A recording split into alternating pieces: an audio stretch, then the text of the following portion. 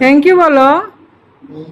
হ্যাঁ হ্যাঁ রে, কি মাইন্ড শোনার পথে পাগল আসতেছে না কেন? আমি সারি জ্যাম যা থাকে। হ্যাঁ বসো। হ্যালো এভরিওয়ান, আসসালামু আলাইকুম। আশা করছি সবাই সুস্থ সুন্দর আছেন। আমরা আলহামদুলিল্লাহ মোটামুটি ভালো আছি। তো হঠাৎ করে আমার বড় ভাসুর, ভাবি, তারপর ওনার বড় মেয়ে টুম্পার দুই রাজকন্যা চলে আসছে আপনাদের ভাইয়াকে দেখার জন্য। বড় রাজকন্যার নাম হলো ইয়াশা আর ছোট রাজকন্যা আরিশা। তো বড় ভাইয়ের বড় মেয়ে টুম্পার প্রতি আপনাদের ভাইয়ার অন্যরকম একটা ভালোবাসা। তো ওর দুই মেয়ে নিয়ে আসছে, ওর দুইটা সুন্দর কিউট রাজকন্যা আছে।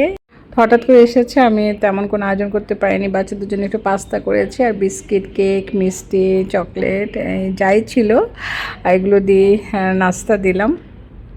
আমার বড় ভাসুরের মেয়ে টুম্পা ও ব্যস্ত ছিল। ওর বড় মেয়ে ও লেভেল এক্সাম দিয়েছে, এখন এক্সাম শেষ হওয়ার কারণে ও ফ্রি ছিল, সেই কারণে ও চাচুকে দেখতে আসছে। তো হুটহাট করেই চলে আসছে। তার সাথে আমাদেরও ভালো লাগতেছে, যাই ছিল সব কিছু আমরা মিলেমিশে খাচ্ছি, গল্প করতেছি। আর একসাথে হলে কি অনেক ভালো লাগে। আর মেনলি তো গল্প করতে বেশি ভালো লাগে। দেখা যায় আপনাদের ভাইয়া বেশি খুশি হয় কেউ আসলে, মানে সে তো একাই থাকে বেশিরভাগ সময়, সেখানে কেউ এলে সে অনেক খুশি হয়। তারপরে এই তো আমরা নাস্তার পর চা খাচ্ছি। আমার ভাসুর আবার এই দুধ চা পছন্দ করে, যদিও আমি লাল চা বেশি ভালো পাই, দুধ চা ওরকম মানে ভালো পাই না। তারপরও যেমন পেরেছে করেছি, তবে সবাই বলছিল যে চাটা অনেক মজা হয়েছে। আসলে প্রশংসা শুনতে তো ভালো লাগে, তাই না? আপনাদের ভাইয়া তো বড় ভাই, ভাবি, ভাতিজিকে পেয়ে মানে মহা খুশি।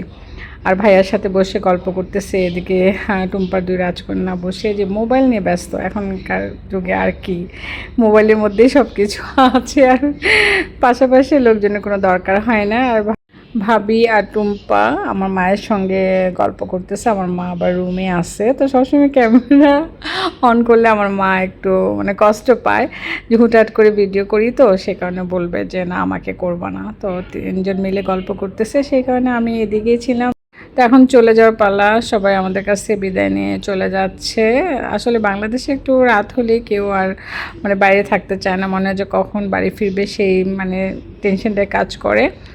তো ভাই, ভাবি, টুম্পার বেবির সাথে আমাদের খুব সুন্দর সময় কেটেছে। তো এখন এই তো সবাই বিদায় নিয়ে চলে যাচ্ছে, আমরা আবার একা হয়ে যাচ্ছি। আর বিশেষ করে আপনাদের ভাইয়াই বেশি একাকিত্ব ফিল করে, আর সেই কারণে কেউ এলে ওর কাছে বেশি ভালো লাগে।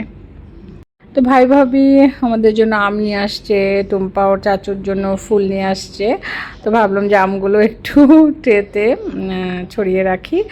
এত গরম কি আর বলবো, সারাক্ষণ অস্থিরতার মধ্যে মানে আমি কাজ করতে থাকি। আমার কাছে এত গরম লাগে, সবার কাছেই লাগে, তবে আমার কাছে মনে হচ্ছে একটু বেশিই লাগে। মানে গরমের কারণে কোনো কিছু ভালো লাগে না, কাজ করতে ভালো লাগে না, মানে বসে খেয়ে শুয়েও মনে হয় আরাম পাচ্ছি না, এমন একটা অস্থিরতার মধ্যে আছি। তো টুম্পা রজনীগন্ধা ফুল নিয়ে আসছি, আমার প্রিয় ফুল। আমার কাছে অনেক ভালো লাগে রজনীগন্ধার স্মেলটা, আমার কাছে যে কি ভালো লাগে যে সেটা আমি ভাষায় প্রকাশ করতে পারবো না। তো ভাবলাম ফুলগুলোকে সুন্দর করে সাজিয়ে রাখি, নয়তো গরমে নষ্ট হয়ে যাবে। যদিও বেশি দিন আর সেইভাবে ভালো থাকবে না, এখানে এত গরম। ঠান্ডার দেশে দেখা যায় কি মানে যে কোনো ফুলের তোড়া আপনি রেখে দিলে 1 উইকটা একদম ফ্রেশ থাকে, তারপর দেখা যায় 2 সপ্তাহের মতো খুব সুন্দর মানে ফুলগুলোর দিকে তাকালে খুব ভালো লাগে। আর বাংলাদেশে দেখা যায় 2 দিন পরে দেখা যায় কেমন যেন একটা মানে কালার চেঞ্জ হয়ে আস্তে আস্তে মানে সব ফুলগুলো ঝরে পড়ে যায়। এই তো আজকে পর্যন্ত, সবাই ভালো থাকবেন, আবারও দেখা হবে, কথা হবে নেক্সট ব্লগে। আল্লাহ হাফিজ।